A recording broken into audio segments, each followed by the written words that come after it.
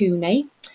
Mike has a lifetime's experience in the sales and commercial world, having started in the toughest of environments selling encyclopedias door to door when he was in his 20s. His career progressed through significant sales and general management roles, and in 1988 he was a founding director of Righttrack, which specialises in experiential, bespoke and customised training. Currently, Mike leads major training projects and the commercial operations of Righttrack, and he is first and foremost a salesman himself and is irresistibly attracted to every opportunity to be involved in selling and training others to sell successfully.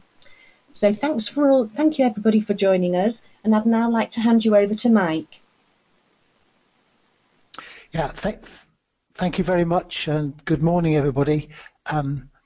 I hope that those of you that have joined us today have had a chance to see the program outline and the 7 steps that we're going to be covering today. Now, the idea is that at each of those stages we will have an action plan that you might wish to consider before you go on to the next stage. So if you take notes and save your questions to the end, then we will deal with them that way. So because it's a very busy morning, I'm going to go straight into the first stage then, which is about step 1 is about being the person your customer will buy from. And I suppose we would start to talk about that by thinking about who do we prefer to buy from. And then we would talk about understanding communication preferences. And I suppose this goes back to, I was talking earlier to my wife about this, and we recalled a time that we went into a garage to buy a new car, and it was a few years ago now, and when we started talking to the salesman excluded my wife from the conversation, directed it all at me, hammered on about the features of a particular vehicle, and after about 15 minutes, my wife said, I'm not sure that I really want to talk to this guy. She didn't say that to his face, of course, but we turned and left. And it was kind of exemplified the sort of person that you actually don't want to deal with in terms of being a salesman. And of course, there is that stereotypical salesperson that we've so often come across. And if we think about it, it's really the car salesman, slick, quick, trick, those sorts of words that apply to those people, the Arthur Dailies of this world. But in fact, selling isn't about that. And many of you might feel that you weren't born to be salesmen, but of course you don't have to be. We all, in fact, spend a lot of our time trying to persuade other people to our point of view, which is in effect a form of selling. So we need to think about really what attributes, who do we really prefer to buy from? And if you can think in the times that you've gone into a store or into a car showroom or in a business-to-business situation, there are a number of attributes that I'd just like you to share with you. Firstly is the knowledge that we as salespeople need to have in order to gain the confidence of those we're selling to or consulting with. And so we need to know about the market environment, we need to know about the customer's environment whenever we can. We need to have mastery of our proposition. We need to understand what our offer is. And we need to understand our USPs, unique selling propositions, those aspects of what we offer which are unique and stand out from our competitors. So having that product knowledge gives us the confidence to be able to talk at length with the customer. The next thing is having the skills, and these are the communication skills of questioning, presenting, negotiating, agreeing, and so on, some of which we're going to be talking about today. And the third thing is how we behave, how we act in front of the customer by being positive, by demonstrating our honesty, by just the way we look and how professional we appear. Now, if you think about it, this has some parallels with any professional, even professional sportsmen and athletes, musicians. whatever they happen to be in their lives, it takes great time and application and practice to become as good as you can get. And these are the three areas that we would actually start to look at step by step in improving our performance in terms of being a successful seller. Now, in terms of this stage one, not only it's about being who we prefer to buy from, it is about people's communication preferences. I have an image in my mind. You know, when you meet somebody for the first time, many of us, we say, I'm a pretty good judge of people. You know, you set eyes on somebody and within seconds, you're able to make a judgment of what sort of person they are. And there's lots of micro signals we're just not even aware of, but it's the way people stand, their body language, their eye contact, maybe the way they dress, how they speak, their intonation, their tone of voice, whatever. And we take them, and I imagine being in like a room full of, like a post office sorting room, where you take people and you put them into a pigeonhole. You say, that's one of them. Now, after a few minutes or after an hour, you might say, oh no, I'm going to take them out and put them to a slightly different pigeonhole because I think they're nicer than I thought they really were in the first instance. And so this instinctive thing is a very good thing to develop, because we want to be able to interact with the people that we, in a way that best appeals to them and suits us. And we do this, one of the things we do in our training courses, by using something called the colours of communication, where we look at how we are as people. And this goes back to some basic psychological understandings, but for us as laymen, we actually have a tendency to either be left brain, which is logical, rational, systematic in our thinking, or more right brain, which is the creative, more emotional, more instinctive way of thinking and behaving. So we can have a tendency to be either one side or the other. Some people pretty much in the middle, but most lean one way or the other. Now the other axis then is about whether we are assertive or less assertive, non-assertive. And in these cases, then, we can form four colours. So we have the left brain, assertive people, which are the reds, left brain, less assertive, which are green, right brain, yellow and blue. And these actually are kind of groupings that we can actually look at. And you might recognise yourself if you stop and look at these four colours. So the reds are self-confident, strong-willed, decisive, the get-up-and-go people. They have a great deal of drive and initiative, but maybe sometimes they can be a little bit abrasive and upset people because they're not that delicate with them. On that assertive level, then, the right brain people, the yellows, are more positive, fun-loving, enthusiastic, optimistic. They're more likely to be the party animals, if you like. So most of us will be somewhere on this left brain, right brain, and then on the non-assertive end, or the less assertive, you will come to the greens. Now these are the left brain thinkers. They like to be persistent, systematic. They're the people that like to dot the I's and cross the T's. And in a selling or buying sense, they actually like to know all the details to the nth degree to help them make the decision. And finally, the blues are those people that are more caring, tolerant, composed, are good listeners, good counsellors, the sort of people you go to when you need a shoulder to cry on. And so when we come to think about this, then if you can recognise yourself as predominantly one colour or another, you will recognise that if you are, for example, a blue, then you will probably have more difficulty connecting with the reds, because the reds are, for you, too hard and fast.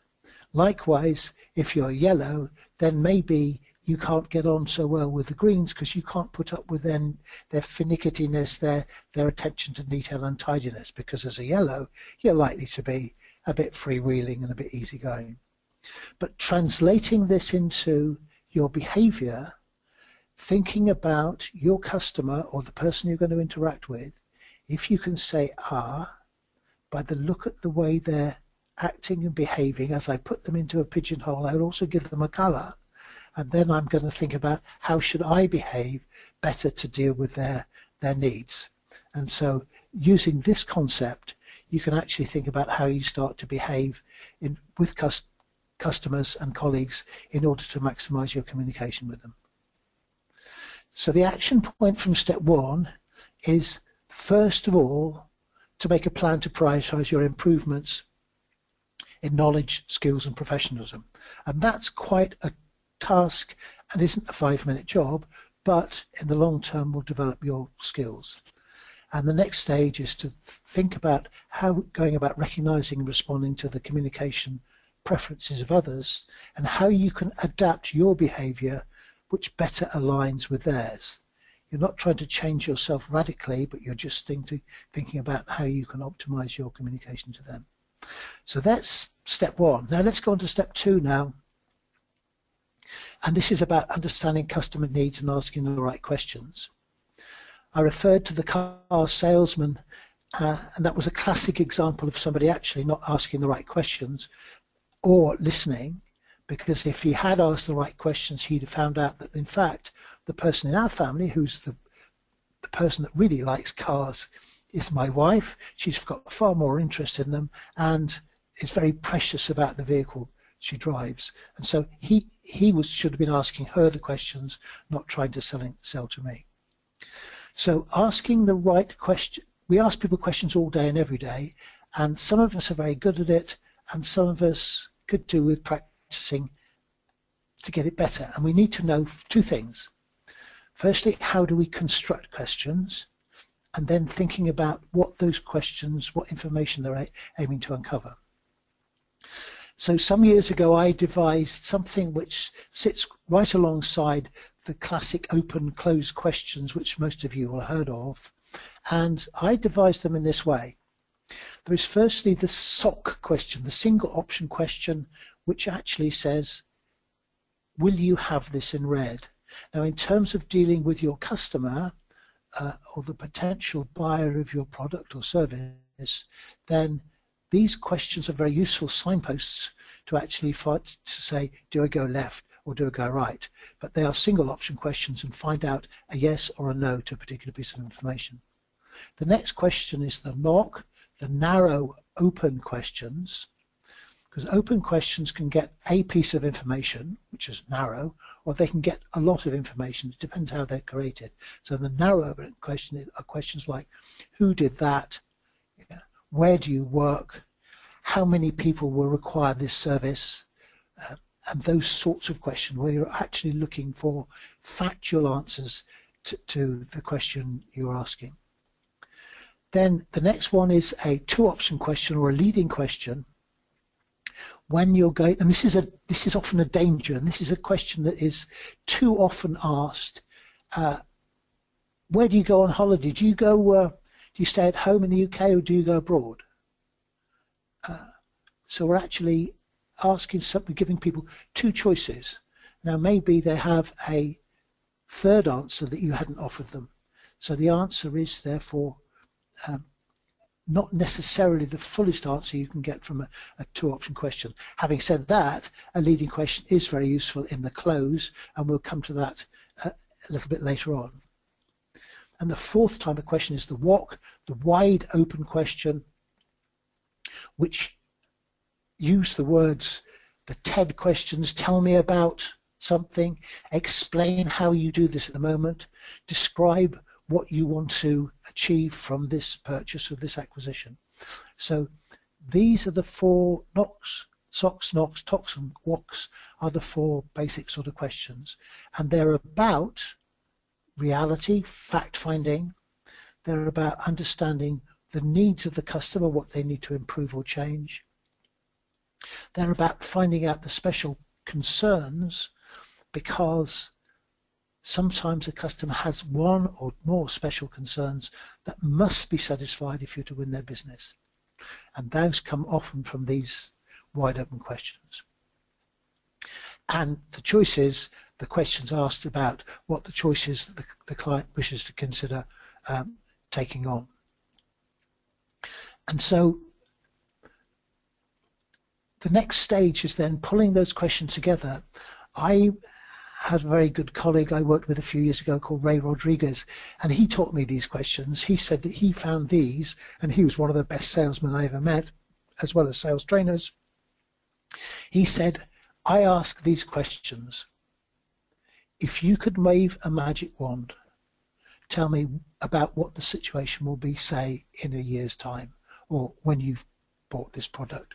And you're asking the customer to paint a picture for you of where they want to get. And the next part of this, having answered that, he'd say, and what do you think will stop us getting there? And if there are two key questions that you can introduce into your conversation with a client or a potential client, these are those that I think that you should have at the top of your list. So the action point then in this section is make a question list for yourself, questions about the facts you want to consider, questions that you think will uncover needs and concerns, the magic wand and barrier questions, and then think about how you can practice your listening behaviors as the customer answers the questions.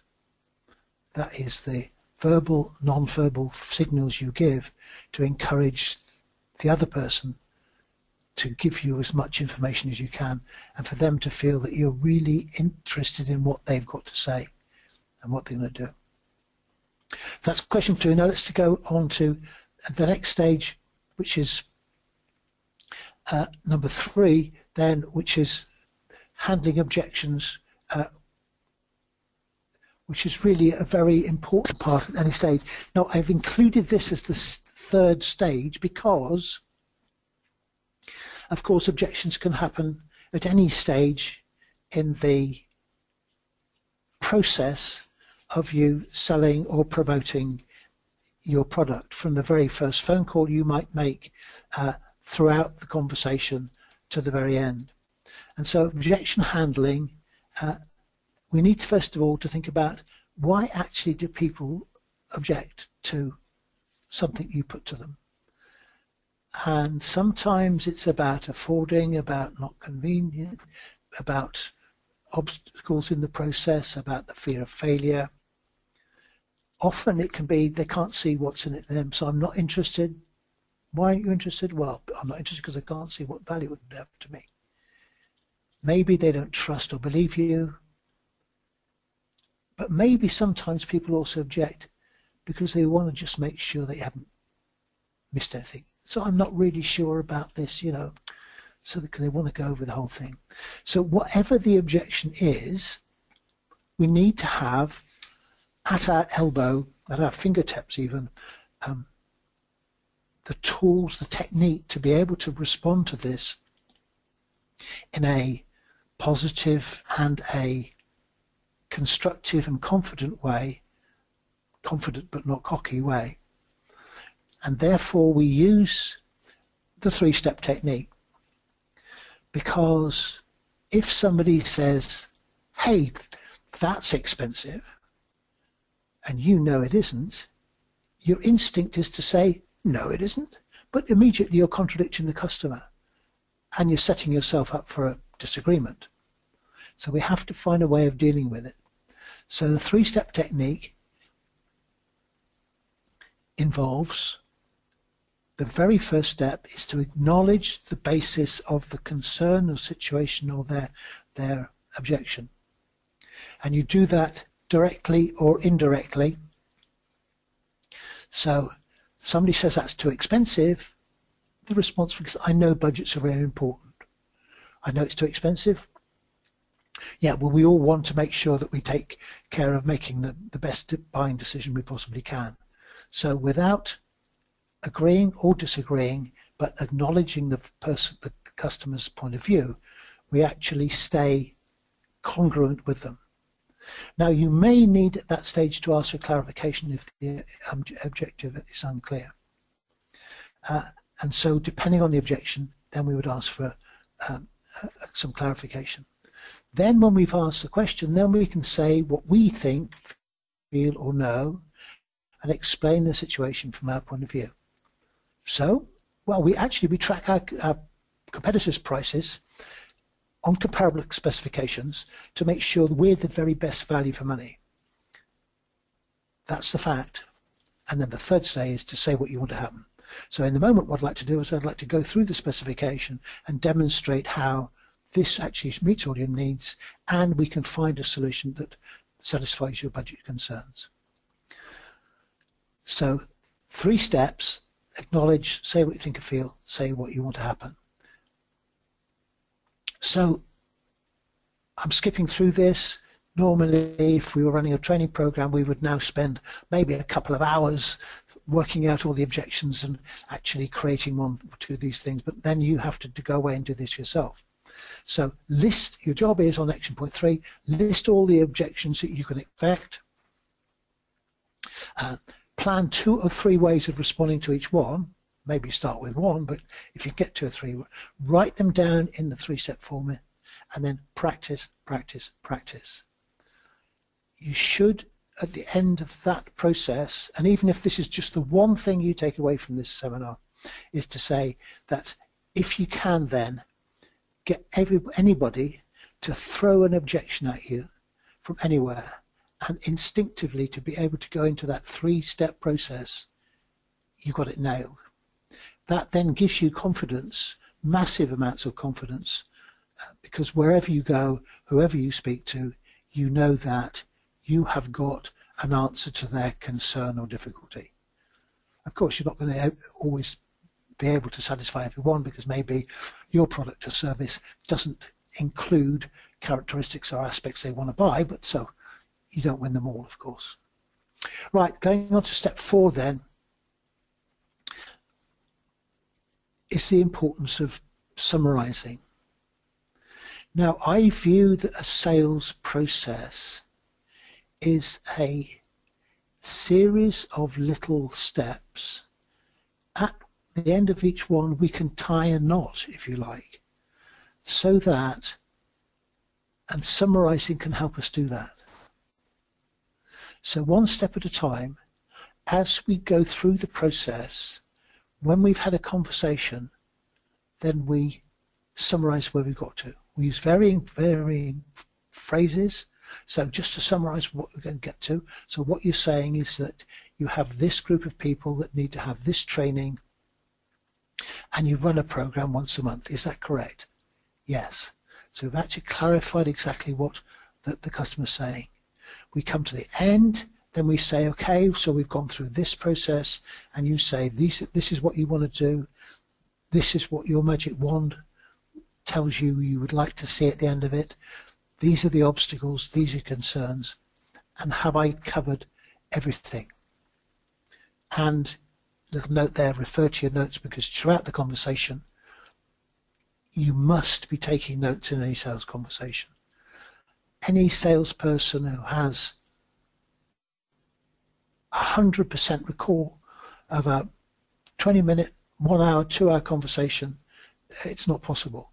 Writing it down is crucial to making sure that you can pull the whole thing together and summarize. So in conclusion, the summary of the situation. And have I missed anything? Now, the most important thing for me is to say you have to get that done before you go on to presenting your service, your product, whatever you want the other person to engage you to deliver to them.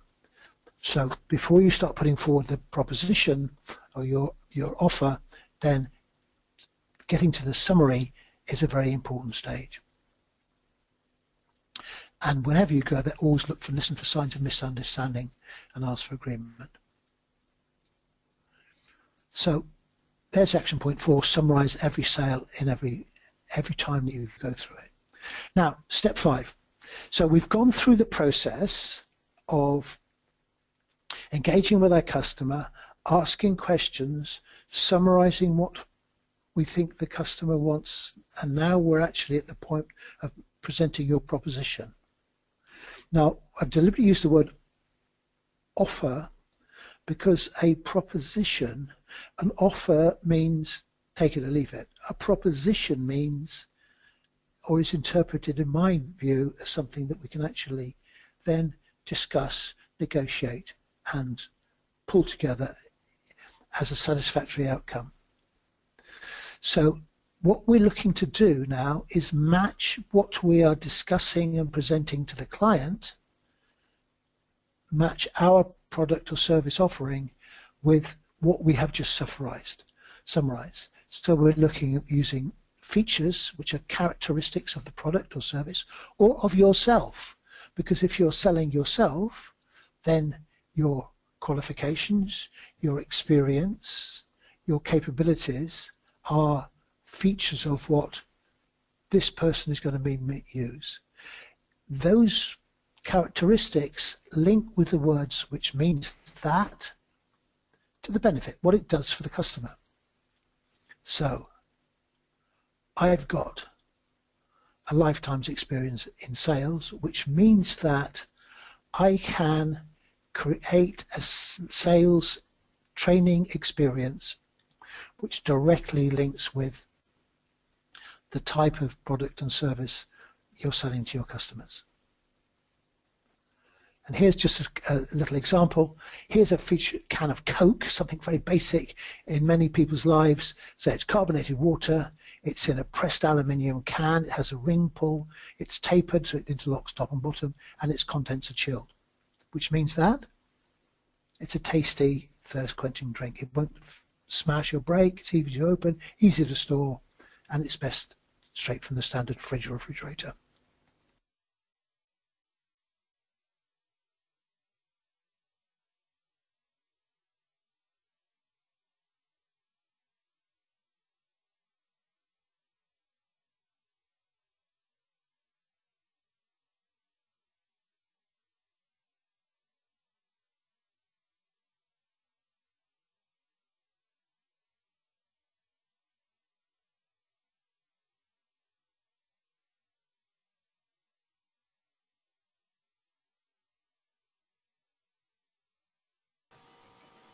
Hi Mike, I've suddenly lost you. Are you still there?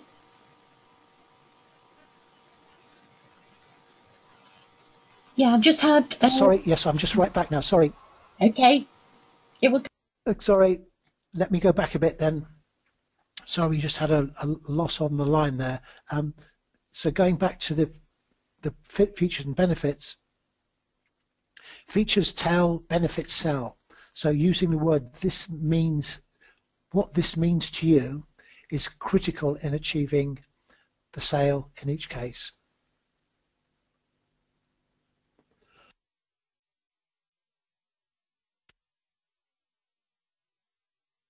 Okay, so action point 5 then is progressively create lists of all the benefits of all the features of a product and service. Present only those which are relevant and use which means that, and always gain the customer's agreement or even a nod at each one. Now this piece of work maybe take you some hours over a set of days until you've actually got this honed to a good stage, but you're actually now at a point where we've actually presented the product or service to the customer, and that we come to step 6, which is about closing the sale. Now, if you've done the right thing and you have progressively matched the features of your product or service with the requirements of the customer, then the sale should close itself. The customer should at that stage be saying, okay, that's fine. When can we get going with this? When can I get started? When can we deliver it? Or words to that effect. The closing springboards of the features and benefits. So we have to look and listen for buying signals, because sometimes we can be so wrapped up in our presenting our proposition that we miss out the fact that somebody has made the buying decision already. And we don't really need to go through the whole thing. In fact, we can talk ourselves out of a piece of business because we're talking too much. We just talk ourselves out of it. So looking and listening for buying signals are important. So what are buying signals? Well, They are something a customer does that tells you they're ready to buy.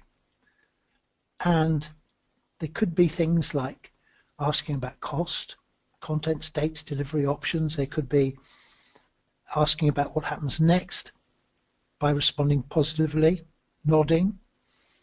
That's good. Those sort of things, just little options like that. Or they could even by raising a last-minute objection.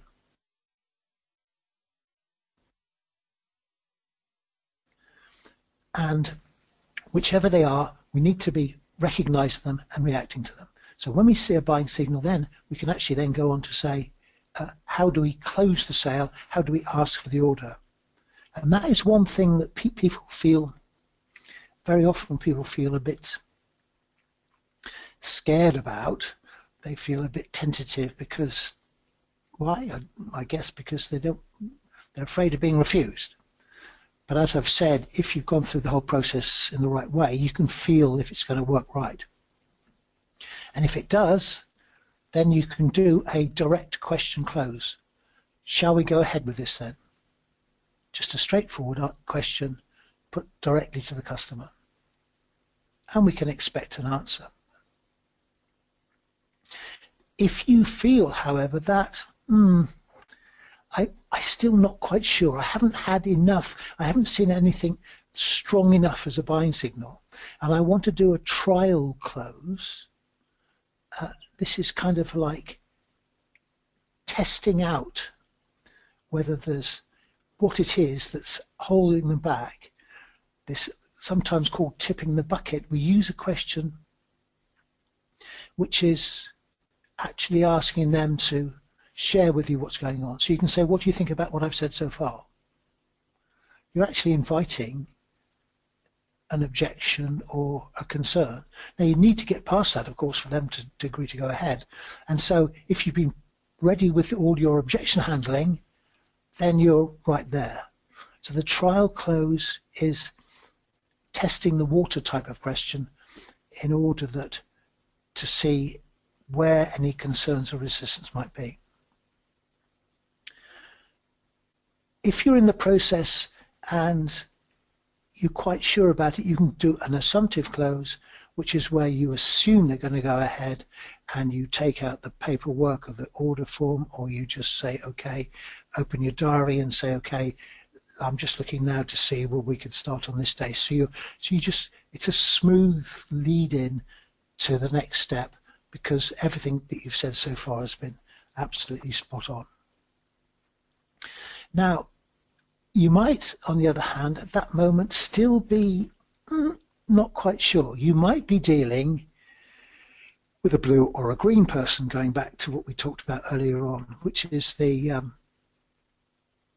person that is needs to be very careful with the detail, not that decisive, doesn't jump in with both feet as yellows or reds might do. And so giving them a choice may be just the option to encourage them just to make the decision. So in the simplest terms, it could be, well, in the car salesman's language, do you want to go for the black one or the red one? And then you're asking the customer to make a decision about something fairly minor, but that decision actually decides on the whole process. And finally, a close, if you have to, would be to say, if you want to go ahead, then what I can do is, and you add something into your offer that wasn't there earlier on to encourage people. Now this needs to be done with caution because it's so classically a double glazing salesman, sign up tonight and you get 30% off kind of deal, but it is encouraging people to make the decision there and then. It needs to be done thoughtfully and elegantly. So that takes us to action point number 6, which is practice listening, watching for buying signals, and plan 2 or 3 sales closes for each sales encounter. So think about how you might practice the closes going through and see how they work. So we've gone through the whole process, and at this stage, hopefully we've got a sign up for the deal. There may, however, be a tough customer, or maybe what you're offering is quite complex, and this buyer wants to see how you can modify the agreement in order to produce the best outcome. So they're looking to start talking about negotiation.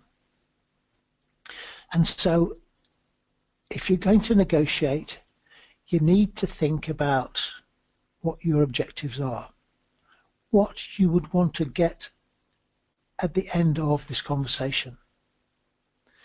The next thing you need to think about, in addition to your objectives, is what are your tradables? What are those things that you can offer, include or not include, within the agreement that makes the agreement workable?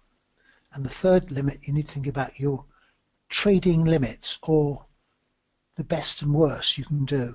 In the simplest sense,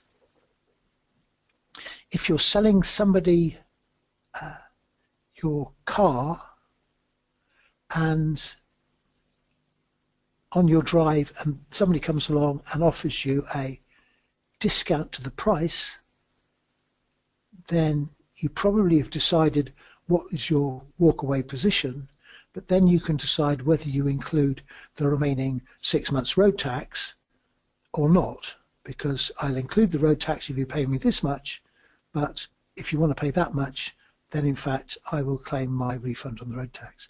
Those sorts of tradables. So the negotiation process needs to contain two elements. It's in the bargaining. It is, if you do this, then I'll do that. If you buy 20 of these from me, then I will sell it to you at this price. And you only have to be cautious of those people who say, okay, what's your price for 20? And when it comes to it, they just say, oh, well, I have 3 then. So just be cautious of how that happens. So as far as your negotiables are concerned, first of all, list out all the negotiables of your offer or proposition and think about the limits of each one. Sometimes it's simply a matter of I include it or exclude it.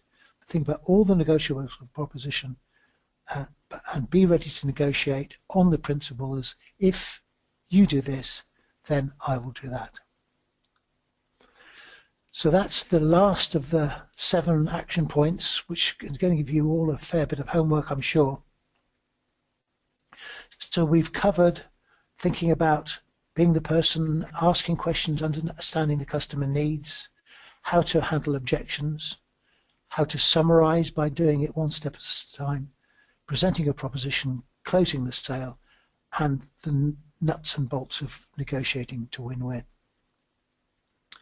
I know it's been a bit of a roller coaster ride. I hope you found some of it interesting and useful, and I can now be very happy to take any questions that you may have put through during the last 45 minutes or so. Thank you. Right, thanks Mike, that was really good, and thanks for bearing with Mike, because Mike has a really sore throat that he just mentioned this morning, so I hope you're okay, Mike, and your throat you managed to get through. Yeah, I've had a few sneaky swigs of water, but yeah, I'm just about there. Thank you very much. Yes. That's great. So if you'd all like to pass any questions you have for Mike, obviously if you're looking for hints, tips, Mike can support you with that. So if you'd like to type your questions in now for our question and answer session. As I mentioned, you will receive a copy of the slides and a link to our YouTube video over the next few days. So I can see the questions coming in now for Mike. So if I can ask the first question, Mike. So there's been a lot of information covered in this webinar. Which aspect, in your view, is most important to focus on? Well, that's an interesting question, and of course it depends on the individual and the experience. But I think that for me, the most significant thing is the two things are actually focusing on understanding the customer needs and being prepared to deal with the obstacles and objections in that professional and smooth way that the 3 steps offer. I think those 2 things are the critical 2 parts that anybody should start with in the process of developing their sales skills. Right, thank you for that. Yeah. Great, thank you.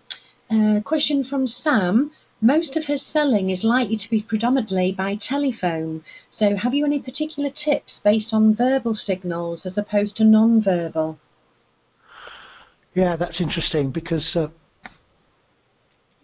lot of our work over the years has been done by telephone selling, and I think that for anybody that is selling by telephone, then taking time to record your calls or record practice calls to listen to yourself to see how you come across, whether you talk too quickly or slowly, whether your intonation and communication is clear, is a very important factor. And from the point of view of listening out for the customer responses, yes, it becomes more difficult.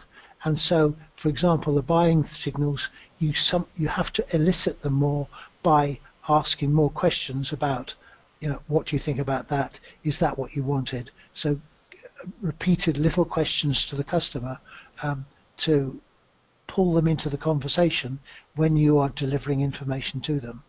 And I think that that's probably the most important thing about the telephone selling process, is to think about how you look down the telephone, and how you engage the customer in the conversation as much as you can.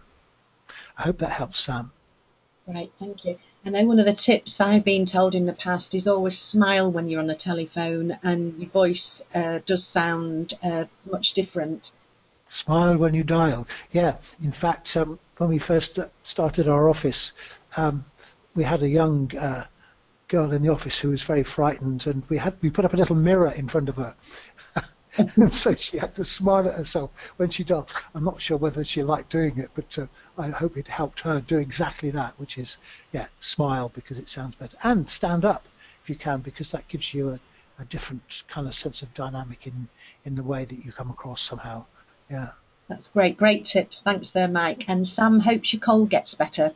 So thank you. Thanks, Sam. Another question. Got someone who's at the early stages of their venture, and they're having to cold call prospective clients. How can they do this most effectively? Always a challenge. The most significant thing for me is having a clear what's in it for them purpose to your call. So whatever your call is, the reason for your call is that what they can get out of the conversation with you. So not pushing your services, but providing the person at the other end with a reason to spend a few minutes talking with you and listening to what you've got to say. So reason for call is most important. And maybe secondly is dealing with the gatekeepers, because so often if you're aiming to get through to a decision maker, then you may be lucky to get through directly to them because they have somebody, a receptionist or secretary or an assistant, somebody who will field the calls and will try to fend off your attempts to get through to them. And so you have to make the proposition through the gatekeeper and explain the benefits to them, because if you don't, then you just won't get through. We get endless calls to people to our office who want to speak to the managing director and don't tell us what the purpose of the call is and never get through. So the answer is you have to bring the gatekeeper into your confidence and share with them the reason for call. So those are the two things as far as setting out, and good luck on your cold calling adventure from now on. That's great. You've also answered another question somebody was asking, is how to get to the decision makers. So thank you for sharing those tips. Yeah, I would add, if I could add something to that, then there are ways of getting your information in front of the gatekeeper in advance. So rather than just appearing out of the blue with a phone call and they don't know you from Adam, as they say, is then if some information is sent through to them or put in front of them via LinkedIn or some social media advertising which is directed at those individuals, which can be achieved through today's social media marketing, then if the person you're aiming to get to has already seen you somewhere, or seen your business name, or seen something about your product, then they are more likely to be open to a conversation if they in fact are open to discussing the particular product or service you're offering. Yeah, so it's a bit of a warm opening rather than a closed call.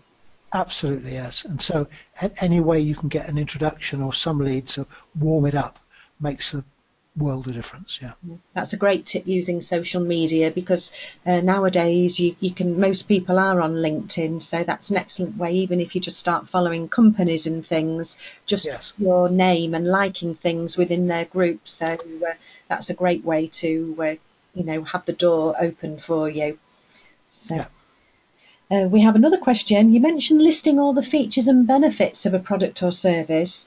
If I go through all those with a customer, they would give up out of boredom. So what do you do?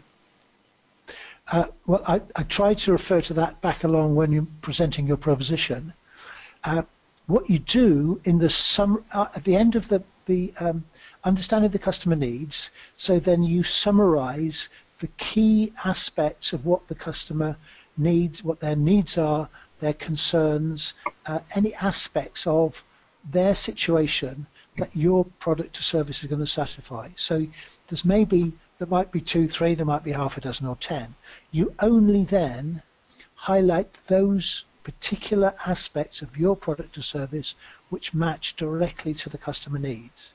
So that is why the clever questioning in the first instance is so crucial, because you want to get an exact profile of what the customer need is, and then you match that, you knit that in with the aspects of your product or service. So you just limit it to that list which matches the customer needs. Right. If that answers the question. Yeah, so it's finding that hook and just translating everything back to that hook that they're interested in. Absolutely, and you could imagine that you can envisage it as a row of hooks, if you like. There might be 1 or 2 major hooks, and there might be 2, 3 or 4 secondary ones which are pertinent. And what you need to do is find out what those hooks are by questioning, and then when you come to the presentation, you hang on to those hooks, each of the features and benefits relating to your product or service. So then you've filled up the hooks, and the sale should close itself. Yeah. Can I ask a question, Mike, on behalf of our social entrepreneurs? Many of our social entrepreneurs are individuals, and they have to sell themselves first and foremost. So can you give them any tips to boost their confidence when they're going out and trying to build their credibility in order to sell their services and their products? Yes, I think that it's true that we as individuals, if we don't have a big organisation or something, and it is us that we're selling, we can feel rather vulnerable. And I think that this goes back to a part of this sales process, which I thought about when I was pulling this together, that the features and benefits are of you as an individual. Are those things that the customer is buying. So if you can think about and sit down and write about or talk to somebody about all those aspects of your experience, your capability, your qualifications, your particular attributes that are those that the reason why people will buy or do buy from you, then those are the things that can give you the courage and confidence to go forward. And as soon as you can, if you can get some testimonials from your customers, or if you're doing a training course, for example, from trainees, whatever it might be, if you can get a few testimonials that actually reinforce your capability and experience, then those are very important things to do. So you have to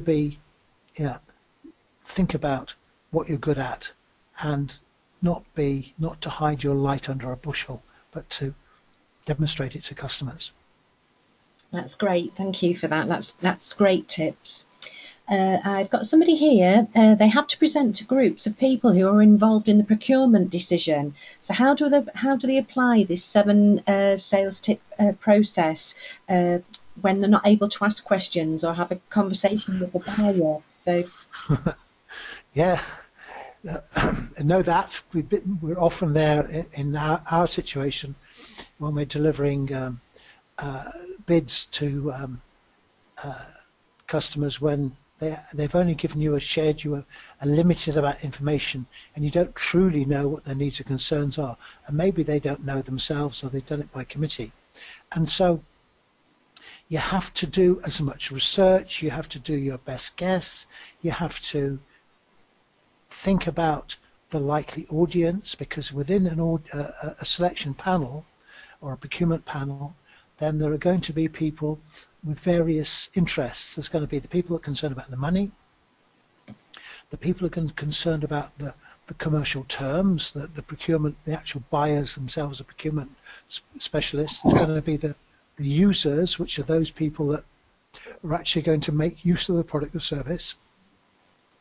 And there's going to be maybe technical people as well. So there can be a variety. So part of the process, therefore, is to think about who is likely to be, and if you can find out, so much the better, who's going to be on the panel. You have to use your intelligence or experience to work out what the needs or concerns of each of them might be, separately and as a group, and then you have to create that presentation which then addresses all those factors as far as you can, based on the fact that you have a limited amount of time, and sometimes you need to support your personal presentation with supporting documentation or information. So it is a challenge, but that is probably the way that will give you the biggest chance of winning the business from a selection panel. And I suppose going on from that, I know in lots of areas they have meet the buyer days, where you're actually seeing the people, the procurement people at stands and things like that. So again, going along to these and meeting people, so that you're building that relationship for when you get in front of a procurement panel. Absolutely, and I think that can go a long way to some personal connection. Can make a difference. It's not meant to in the very systematic and cold scoring process that might go on or purported to go on, but yeah, the personal contact must make a difference very often. Yeah, I'm a great believer in people buy from people. Absolutely, yeah. Yeah. So, right, well, that's all the questions we've had for today. So hopefully questions have been answered. So Mike, thanks once again for your time and expertise. And I know you've been struggling with your throat, so I do appreciate you giving this time up today and Righttrack. So thank you again. I'd like to thank everybody for joining us. The presentation will be available on UnLtd YouTube channel over the forthcoming days, and I will send the presentation over to you. I think, Mike, as well, you said that you have some video links as well. Well, I'm building. I will get that. Just some examples of. I mean, we can all go and just Google these things, but I can. There's a few items, so I'll get those over to you over the next couple of days, and then you can share those with the thing. And of course, if anybody has any other questions they want to email through to me via you, then you're very welcome to do that. That's great. Thank you for that. So our next webinar is in 2016. I can't believe we're nearly at 2016, on the 26th of February. Time to get noticed for all the right reasons, with guest presenter Melanie Bryan. So Melanie's practical session to start exploring your organisational and personal profiles and how these can work for or against you in ways you might never have thought about. So you'll pick up some simple tips to positively enhance your profiles. That's following on from today's presentation, and you can register via our webinar, our website. So I'd just like to wish you all a good afternoon and look forward to seeing you again in 2016. So thanks and goodbye. Have a good day.